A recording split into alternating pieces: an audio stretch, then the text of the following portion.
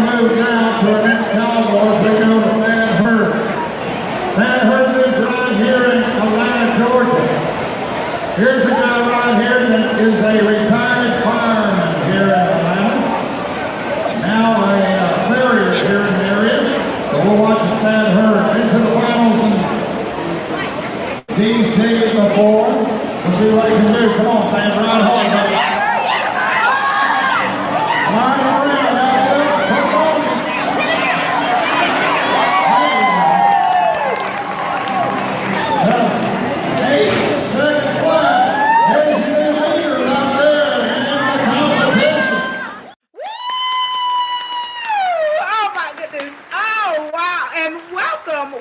Welcome everyone to my April 2022 Indie Artist Panel.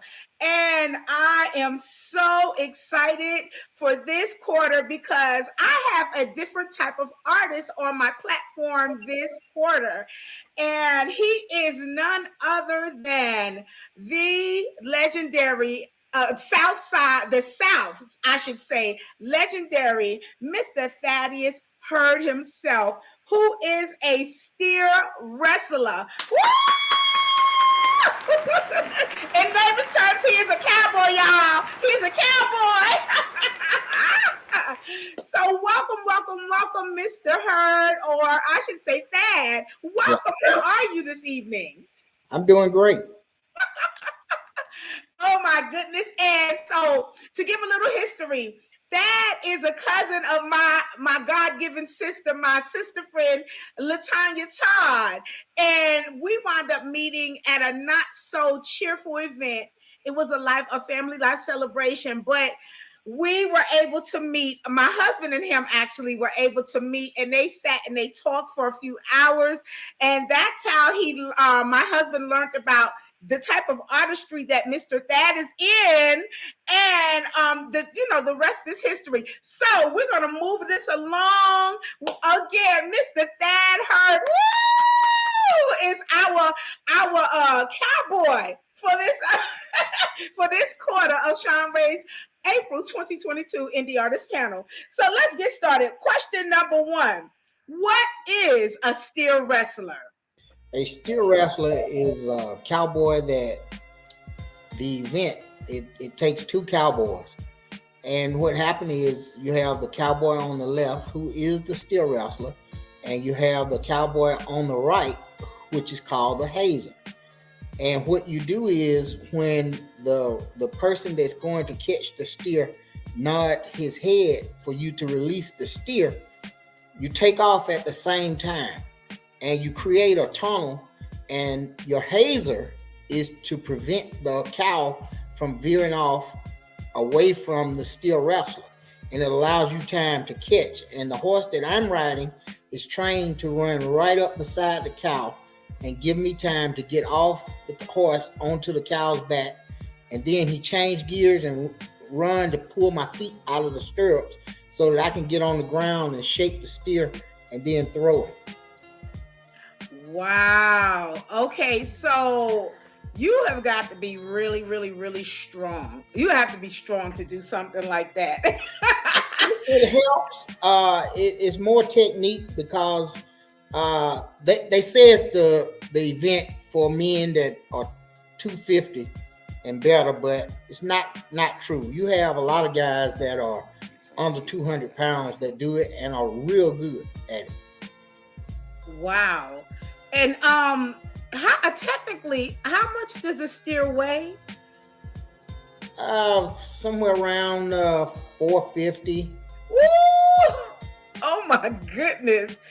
Okay, well then the men that are under 200 pounds, I'm gonna say they have to be strong once again and fast. What is technique, because once you get your hands on his horns and you shape his head around, that cow don't want to break his neck. So what he'll do is follow you on around when you turn his head, and then it makes it easier for you to throw him. And a lot of people look at you like, oh man, he's super strong. But it takes some strength, but it's not just totally necessary for you to have a whole lot of strength like they think. Like you got to overpower that cow because you can't overpower him. If he decided to take off with you, he could do it. Wow. Okay. Yeah. I can just imagine. Oh my goodness. Guys, again, I'm so excited and elated to have again. This is a different form of artistry. Y'all know that I'm a singer by trade, and I normally do presentations or have anywhere from radio to studio engineers to singers themselves on the platform and different business. But this type of artistry is an artistry. And as you can see, movies, we see steer wrestlers in movies. We see them at different, if we go to different events, they'll present that. And I'm telling you, it is still an art form. So this is exciting. And I am excited about the education that Mr. Thad is willing to bring to the audience and just teach us about his form of artistry. So I'm going to move on to question number 2. How did you get into this field of steer wrestling? Well, it started, I always had a love for horses and just wanted to be a cowboy because every little boy back when I was coming up, that was one of the games that we played. It was cowboys and Indians, and everybody wanted to be a cowboy. And it just stuck. It was in my heart from the beginning because I just absolutely always had major love for horses and cows. I would see them, and if we were traveling somewhere, I would stare in a pasture until we couldn't see them, until they get completely out of sight. And I would just go over in my mind, if I was a cowboy, what I would do, how I would ride. And I just, I prayed and asked God to allow me to live the dream that I always had. And He has given that to me. Yes. And as children, you said something that was so true. As children, a lot of times we grow up and we see certain things that really impress us in life. And sometimes we grow up and do the things that were our childhood dreams, and other times we move into other things that we feel that may support us more financially or anything like that, which a lot of times, if we're fortunate, we actually come right back around to it, and we go into our childhood dreams or feel that we. And I know that being a cowboy or a wrestler, being able to ride a horse or deal with steers and different things, that's something that I know most people, when they're a child, say, "Oh, I would love to be a cowgirl," or "I would love to be, a cowboy," or something like that. And it's clearly there's different positions within the field because you are a steer wrestler in this field. I'm gonna go back to these pictures. You're a steer wrestler, and and we've always saw that. I know I've seen it in movies. The person, the cowboy that jumps off and they get that steer or get the calf or the cow, and they handle it and maneuver it. But I never knew what the terminology actually was until meeting you, Mr. Thad. So this is so awesome. This is so awesome. And again, how long have you been in this field? Well, I've been around horses since I was about 11 years old. But I started late with the steer wrestling part. Well, rodeo. I started late around 1994. And that was due to the fact that I didn't put myself around positive people. I rode with a lot of guys and hung out. They always said what we could do and what we are to do, but nobody put it in gear. Right. And I got a real wake-up call. Was at a rodeo, and we were getting ready to go back in after we had did the grand entry. And we were trying to go back into the back gate. And this cowboy came up and he stopped us. And he said we couldn't go back in. And I told him, I said, "Hey man, we just some cowboys that wanted to get back in. We did the grand entry." He looked at us and said, "Y'all are not cowboys." He said, y'all just a bunch of guys running up and down the street on horses, and you wouldn't make a pimple on a cowboy's behind. Now, that hit pretty hard because I felt like I was a cowboy because I rode horses and had a cowboy hat. But it was more to it. Now, it pissed my buddies off. They wanted to fight. And I told them, I said, no. I said, he's right. I said, what do we do other than run up and down the street on horses? I said, we're not doing anything. And so I told him, I said, well, I tell you what, let's do this next year. We find out what we need to do, enter into these rodeos, pick an event, and learn how to do that event well, and just start traveling. And that's what we did. And I started out riding bucking horses first. And it was so demanding on my body that I got tired of going to work because I'm a retired fireman. And I got tired of having to go to the fire station sore from riding these bucking horses all over the place and jerking. And I'm sore from the top of my head to the bottom of my feet. Wow. So I did that from 94 until 2002, and I started steer wrestling. And I have gone way further in doing steer wrestling than I did with the bucking horses. Wow. So it's been a good 20 years since you've been a steer wrestler. That's amazing. That is amazing. You said something about starting late. So how what is starting early? Because it's been 20 years. You said you started a little late. You get these guys now, they offer high school rodeo at different schools. I have friends in Texas and Oklahoma that went to college on rodeo scholarships. Really? Yes. They do that. Yes. Oh, that's amazing. So, my next question is, did you go to school to learn this trade? And if so, how can a person get into the field of steer wrestling? And what schools can they go to? Well, what I did, I didn't go to school to learn how to ride bareback horses. I just watched some videos and talked to guys that did it, and I just basically mimicked what they told me to do. It took me a long time, and I got bucked off a lot and got drug around and banged up. But when I decided to stop riding bucking horses and started steer wrestling, I took what we call a clinic. Oh. And it cost me, I think I paid $350 or $300. I can't remember. But they provided a horse and the livestock, and they had what they call a horse saver as well as a steer saver. That way you don't have to use live animals. And they teach you the technique they had a saddle strapped on the back of a four-wheeler on a mount. Wow. And then they had the steer saver, which looks like a model of a cow that they drag behind a tractor, and it gives you time to get up beside it, and they teach you how to slide over while you're holding on, get on the cow's back, hold your arm over his hip, and then they pull you forward.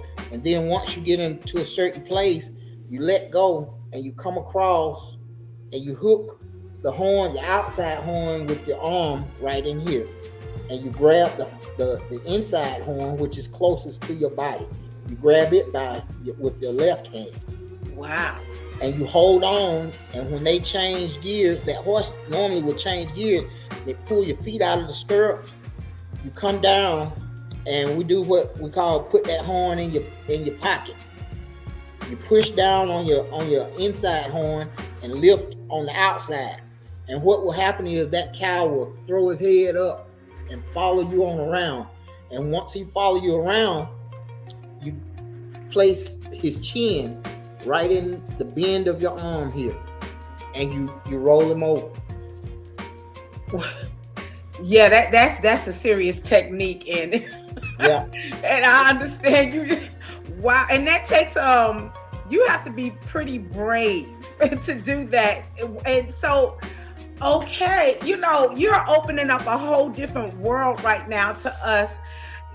I'm gonna go back. I'm gonna try backtrack to what you said, that people go to college on scholarships to learn Yes. how to do these things. And so what advice can you give the viewers who may be interested, or maybe their children, or any young person may be interested in shifting gears and doing what you're doing? What advice can you give them? My advice to them would be to contact someone that know where there is a high school that offers high school rodeo, or join a high school rodeo association and start going to these rodeos and take a clinic of the event that you're interested in. Go learn the proper way to do it.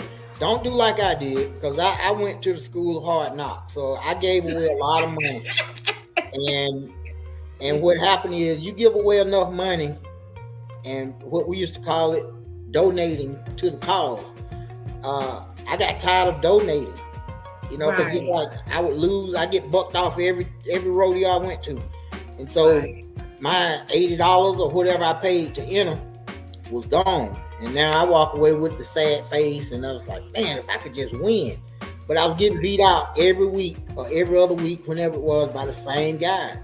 Wow. And so I got blessed a couple of times, and managed to hold on. And it wasn't the prettiest ride, but I was there for the 8 seconds. And I made the finals a couple of times. Okay. Went up to Denver in the bareback riding. I went to Washington D.C. and in the bareback riding. So it was a good experience, but I don't miss it. Not the bareback riding. Right. Because you did say earlier, it just it took its toll on your body, and Yeah. I get it. I get it. Yeah. Right. So I did a little research on my own, and I learned about Mr. Rope Myers, and he offers classes and courses for those that are young, or maybe those that are a little older, and they really would like to learn. And I see that he offers different courses and different classes, whether you want to learn how to be a steer wrestler or a rodeo rider or whatever like this. And again, you have really opened you're opening our eyes to a whole different form of artistry. Again, I'm on the music end, but you're on the physical, the acting. You could be the acting end. You do the different shows. You do the shows, like they have the theater, and you're doing more of the outdoors, or maybe even sometimes the indoor shows.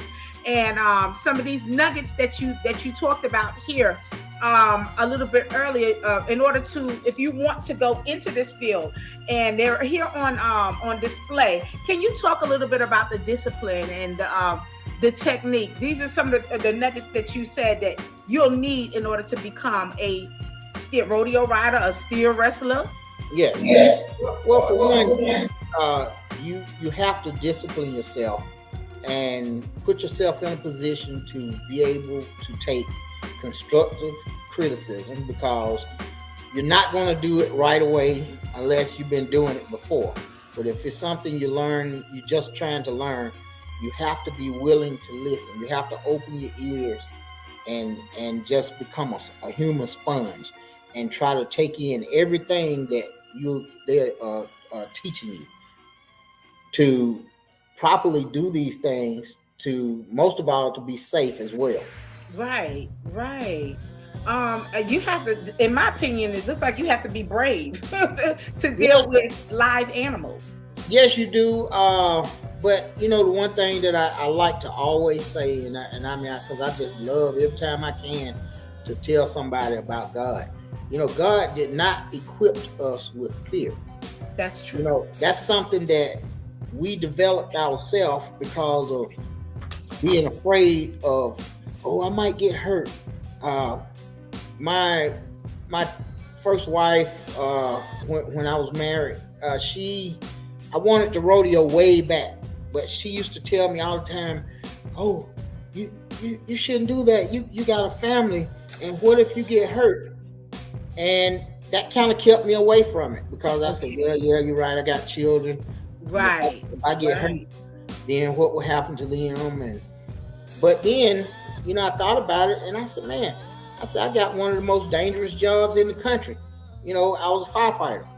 And so I Right. didn't start until I got divorced. And once I divorced, I was like, man, I can rodeo now because I don't have that person telling me, you know, kind of putting that negative to me to keep me from trying it, you know, what I really had in my heart to do. Right, right. Okay, I get it. I'm gonna show this once again, because you're right. Well, you again, your whole career, like you said, was being brave. Because a firefighter, you definitely you're dealing with fire, explosions, all kinds of things, and then now dealing with livestock. It's a different form of I don't want to say danger, but a different form of skill set that you're Yes. using, and along with fulfilling your childhood dreams. But again, this is so exciting to know that there are clinics, there are schools to learn how to do. If you want to change careers, if you want to enter into this form of artistry, or if a person just wants to learn more about riding a horse or dealing with livestock, around, rodeos or anything like that. So you're saying being disciplined, technique, and taking courses. And Yes. again, like you said, and exercising faith. Because again, that's right where my heart is. Everything is faith.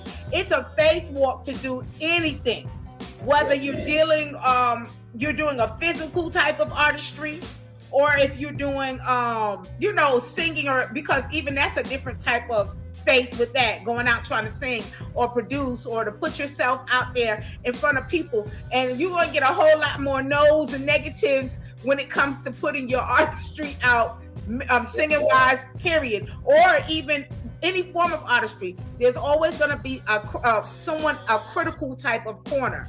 But the bravery, your bravery, and you're dealing with a physical type of artistry. This is amazing. Okay, so I'm gonna move on to question number 5. Now, this is a three-part question that we're gonna move on to. So let me start with number one first. So, what are the disadvantages of being a steer wrestler? Well, the disadvantages, period, of just being a rodeo cowboy and steer wrestler or any event that you're doing is that you're away from your family unless you have a spouse or a significant other that travel with you. You are in different states Okay. within a week. It's possible that you could be 3, 4 different states in a week's time. Wow. It's a lot of time on the road, a lot of times eating hamburgers and hot dogs or whatever, fast food, which some people is not that, bad because they do that anyway. Right. But, it's a lot of time away from home, away from your family mainly. Right. So it creates long distance relationships, period, which is Yeah. very difficult to have. Yes. Yeah, very, very. And so with that seems to be the norm in all artistry. You're being a steer wrestler and traveling to do your job. And then with people that are in the music industry as well, a lot of times you have to do your tours, which I know you're doing the same thing. You're doing rodeo tours or different tours like that. And that long distance relationship, a lot of times it does affect anything, marriages, even your relationship with your children and your family members. I understand that. Wow. Yeah, so that's I want to say that under the topic of it, it's a familiar type of disadvantage with anything that you do, but it's still a severe type of disadvantage, you know. So I'm gonna move this along to the next question. This is now number 2 of the same question. Can you explain what are the advantages of being a steer wrestler? Well, there are some great advantages. You get a chance to travel. You get a chance to see different places that you possibly wouldn't have ever dreamed of seeing. You meet people, you meet children, and you get a chance to put a smile on a person's face that they look at you like you're a superhero or something, and I don't see it in myself. I'm just a cowboy that's out here competing, but in that child's eye, and some of these grown people, Yes. they looking at you and they put you up on a big pedestal. Yes.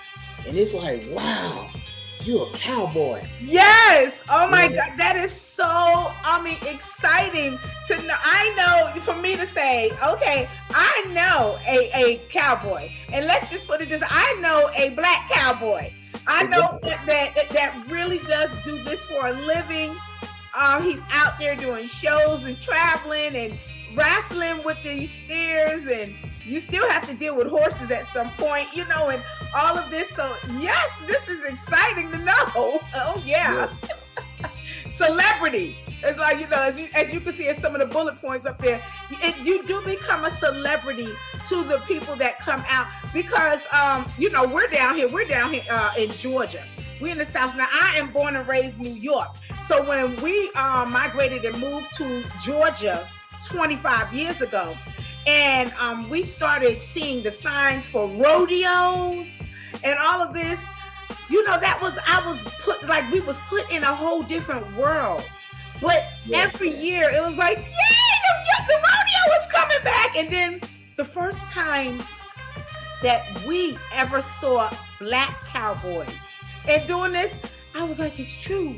It's true. We heard about it growing up, but wow, to know, I know Mr. Dad heard.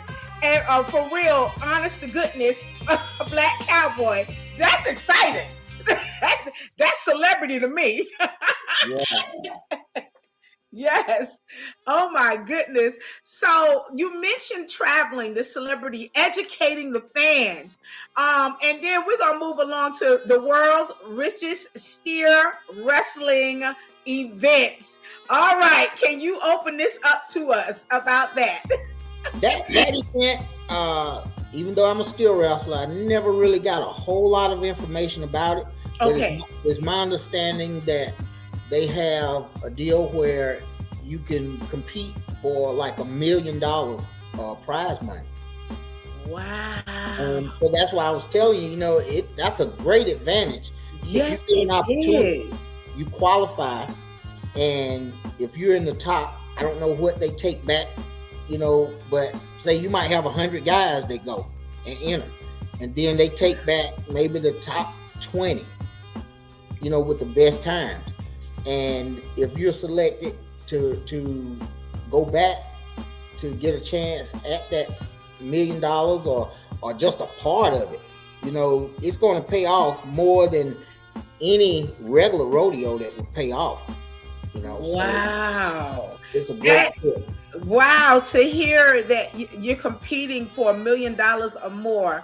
As I was trying to do because my research was limited, but to see that, and I started seeing where they were saying someone came in, they said the richest steer wrestler won the prize for $13 million and different things like that. I was like, wow.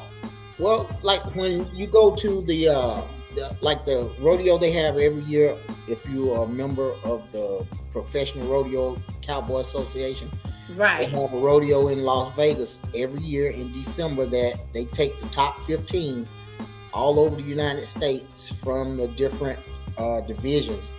And if you make it, if you win first prize every night on a 10-day span, first prize is like $26,900 and something just for first place.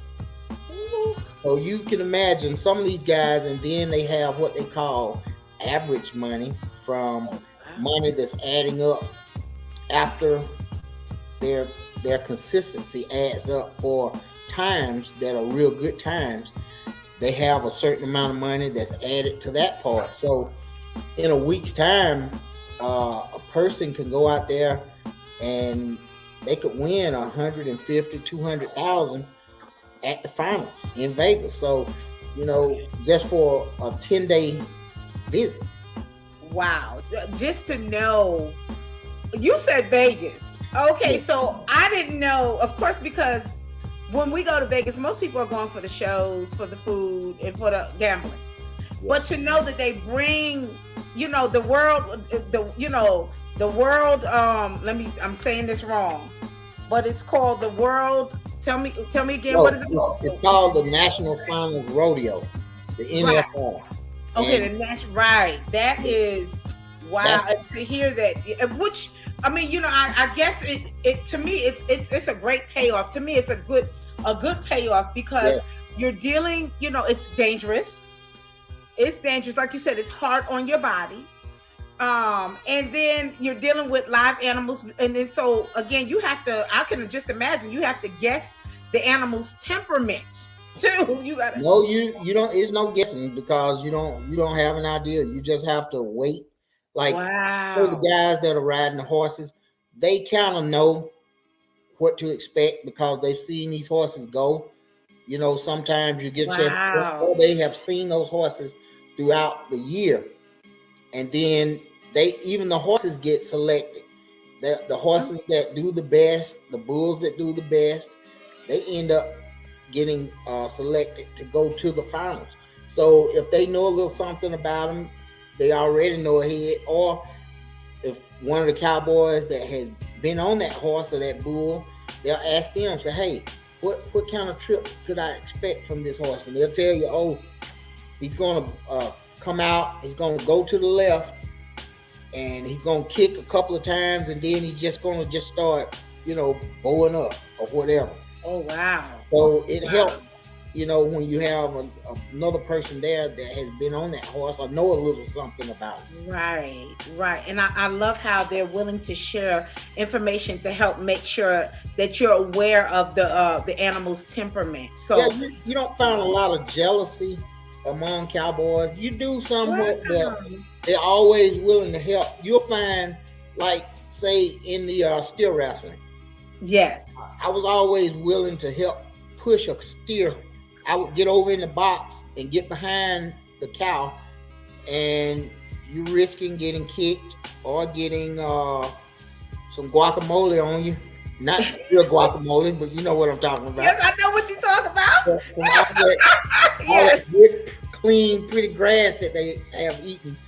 So I was always willing to get in there and push steers for everybody, and Right.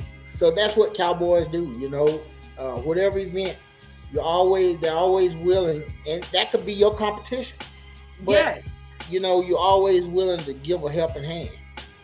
I am so happy to hear this with your profession and your artistry, because in the music industry, it's a lot of it is a lot of opposite of what you said. Unfortunately, a lot of singers and vocalists, for some reason, they feel like it is a competition, and so you don't really see too many artists out there, Yeah, singers or vocalists that are willing to, you know what I'm saying, to really, yeah, they want to make sure that the next person gets a great opportunity as well. So to hear this in your artistry when it comes to rodeo and it comes to steer wrestling, knowing that the camaraderie amongst you all is there, that is encouraging. That is so encouraging. Now you said something a little bit earlier, which happens to be my next question. Is there a rodeo rider union like we have in the music industry? Like we have ASCAP, we have AFTRA, we have different unions that help protect us or put things in place for us where it insures us with certain things. They even have insurance for your vocals, for your vocal cords and all of that. So do they offer a type of union for rodeo riders? well, I don't think they consider it a union, but like when you make it to the national finals, they have a cowboy crisis uh, program that if a cowboy gets hurt and can't, you know, earn money to take care of his family, they donate money towards, kind of like the Red Cross, and they make sure that this cowboy's family is going to be have some help. Wherein if he was the total breadwinner, they help him to be able to continue to feed his family. I don't know what the time span is, but they do offer help as well as insurance if you get hurt, if you have to have surgery or whatever. Okay. Because you get a lot of people at that national finals. A lot of guys get banged up pretty bad because I can imagine. You got 10 days of doing whatever event you do, and you got to do it 10 times. Right. So, what is the name of this organization? That is part of the Professional Rodeo Cowboy Association. Okay. Exactly. That's it. That's it. Professional Pro Rodeo. It says okay. The PRCA. Yes. Professional Rodeo Cowboys Association. So it really, in layman's terms, it really is kind of like a union. It's kind of like it's the protection for you all, because it gives you that, like you said, whenever you mention insurance, okay, that's a protection for you all. And I am so excited to hear this and to know that that they offer, there is a union or an organization for you professional rodeo or steer wrestlers in your artistry. This is good to know. First time ever hearing this when I sat down and talked with you about your artistry, pro rodeo organization, which is, I can say, equivalent to our AFTRA, our ASCAP and those different type of things. This is really awesome. And again, you're saying that it helps injured cowboys. What about retired? Do they help the retired cowboys as well? I'm not sure how that works exactly, because I'm not a member of the PRCA. Okay. And the reason that I didn't is because of the travel. I mean, it's, they'll let me enter a rodeo as a local. I can enter, but I won't have a chance to go to the national finals, because number one, I don't have the time to travel like that. Right. You have to get on that road, and you probably spend 330 days a year on the road. Okay. It's a lot of miles between home and wherever you're going, just all the time. It's something. Okay, yes. But again, viewers, for you all to know that they do have an organization that protects rodeo riders, steer wrestlers, and it is called the PRCA, Professional Rodeo and Cowboy Association. And that he did tell you some of the things that they offer for those injured, those cowboy riders that are rodeo riders that have been injured, or they need some additional help in the areas while maybe between work or anything. This is so awesome to find out and to learn that there is a PRCA for rodeo riders. Wow. So I wanted to ask one final question. Can you tell the audience some of the opportunities that you've experienced or maybe coming up being a steer wrestler? Well, opportunities. I've had several opportunities to come to schools, to speak to the children, to show them videos of me and some of my friends competing. I've had several opportunities, like the night that I met your husband. I was sitting out there talking to my cousin, and he was asking just question after question. Yes. I was answering, and your husband was looking and was like, "Man, do you realize you're an encyclopedia?" And I didn't look at it like that. Yes. And he made the offer to me to come on y'all show. And I was like, yeah, I'll do it. I'll be glad to. Oh, but you're an artist. You're an artist in your own right. A rodeo steer wrestler. And to find out about your artistry, like we said, you're a celebrity. And so people, there are people that probably always desired to do what you're doing, but just didn't know step one to take. And you have given multiple steps tonight to the viewing audience if they're interested in learning more about your artistry, what they can do to enter your field. Yes, you are a walking, talking encyclopedia. And also with the knowledge, you're a veteran at this, 20 years of doing what you're doing. And then we're looking at you. And you're healthy. You're still healthy. You're strong. And then and you're willing to pass on your knowledge. So these opportunities are awesome. And you're not afraid to tell the viewing audience what you're doing, but then you're just so giving. You listen, if you want to do this, you can do this. You're so positive with this. You can do it if you want to. And then I like how you said you don't have to be strong. It's all about technique. It's about technique. So you can do this if you want to. Are there any other opportunities that you would like to share with the audience that has opened up for you being a steel wrestler? Well, not so much as just a steel wrestler, but just being a cowboy and doing the things that I have learned to do over the years by riding as well as driving. I had an opportunity to audition for the new color purple, and I was notified a week later that I got the part. Woo! A week! Within a week? Within a week. You went for the audition? Oh my goodness. Listen, okay, I'm going to show this because when I say that this is amazing, this is some of the opportunities that you can get by being a rodeo, a black cowboy, a steel wrestler. Mr. Thad Hurd himself will be in the cast of the new Color Purple 2023. Yeah. I can't wait to see it. So we can point and say, hey, we know him. We know him. This is amazing.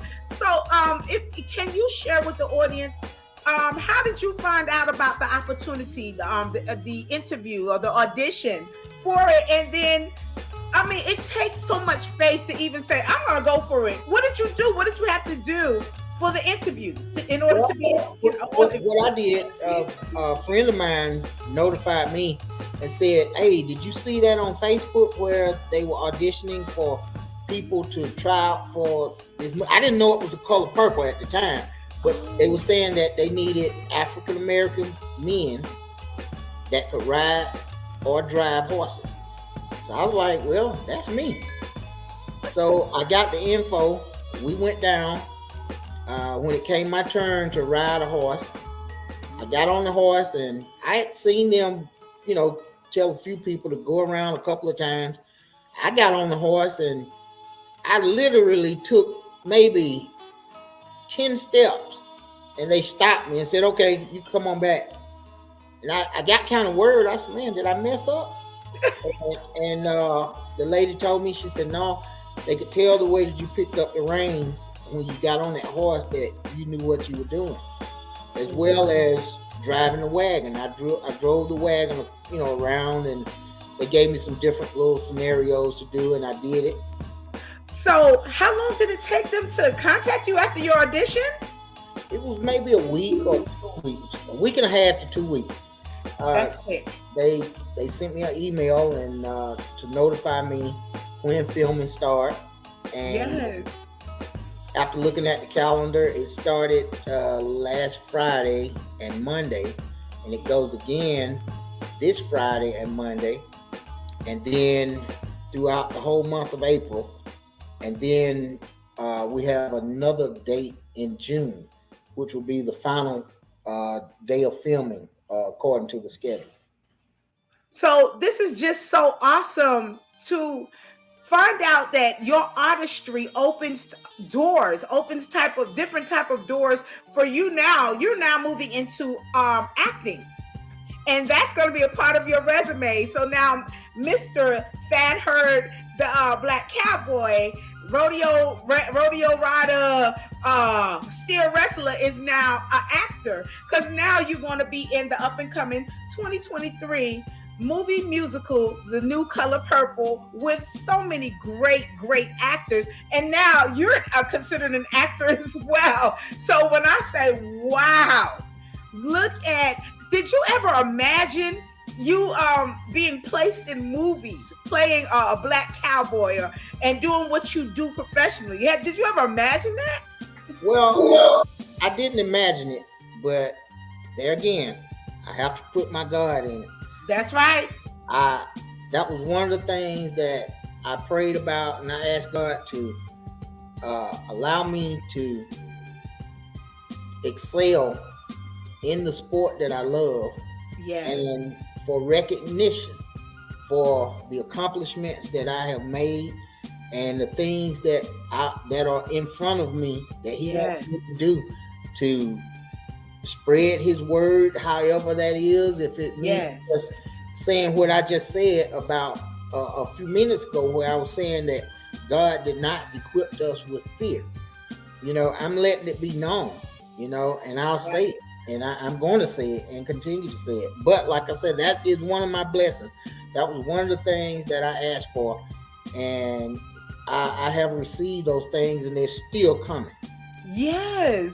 Oh, and they're going to keep coming, because again, now you're moving from black cowboy, rodeo rider, steer wrestler to actor. This is not going to be the only time you're asked to act. This is going to be so awesome. And again, I can sit back and say, wow, I know Mr. Thad Hurd himself, the black cowboy. I'll tell you who was in this. That is amazing. Matter of fact, you can say we used to go to church together, because I used to. That's right. Living faith. Yep.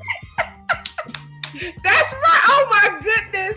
When I say this has been such an amazing platform, and I'm so grateful that Mr. Thad Hurd, he agreed to be my April 2022 panelist, talking about your art form, your artistry.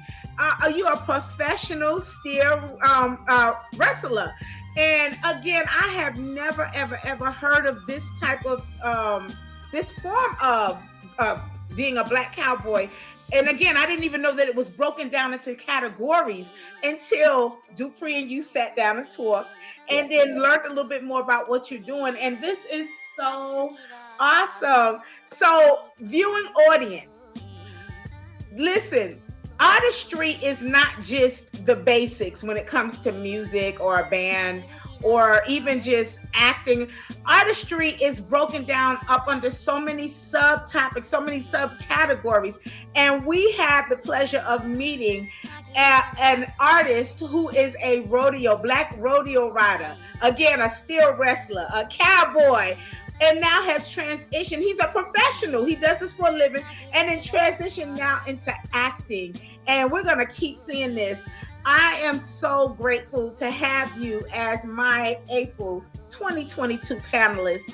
And again, I cannot wait to see what's going to happen in the future with you. Do you have any final words, Mr. Thad, that you want to tell the viewing audience on this evening? Yes, if possible. They can follow me at T&T Horseshoeing on Instagram.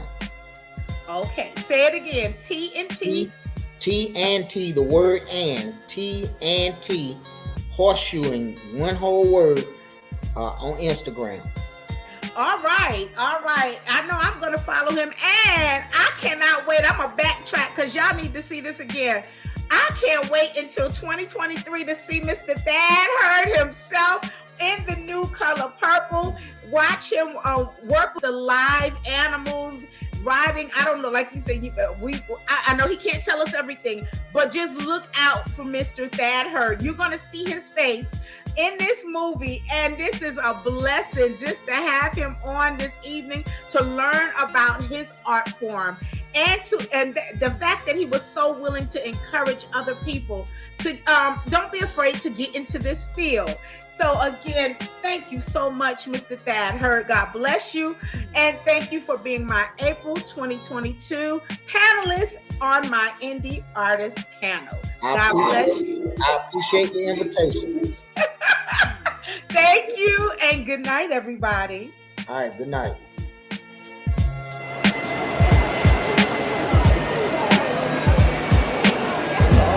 Those